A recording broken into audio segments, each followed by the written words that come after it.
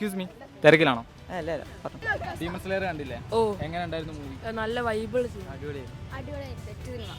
നിങ്ങൾക്ക് ഏറ്റവും ഇഷ്ടപ്പെട്ട പാർട്ട് ഏതാണ്? ഈ ഫസ്റ്റ് പാട്ട് നല്ല രസമുണ്ട്.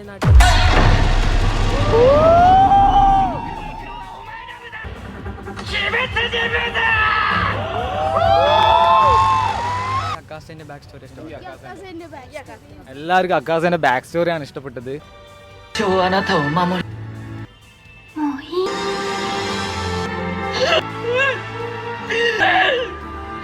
അപ്പം വേറെ ക്വസ്റ്റ്യൻ കൂടി ഉണ്ട്. കഴിഞ്ഞ മൂവി നിങ്ങൾ തിയേറ്ററിൽ വന്നിട്ട് കണ്ടാണോ? ഞാൻ വന്നില്ല.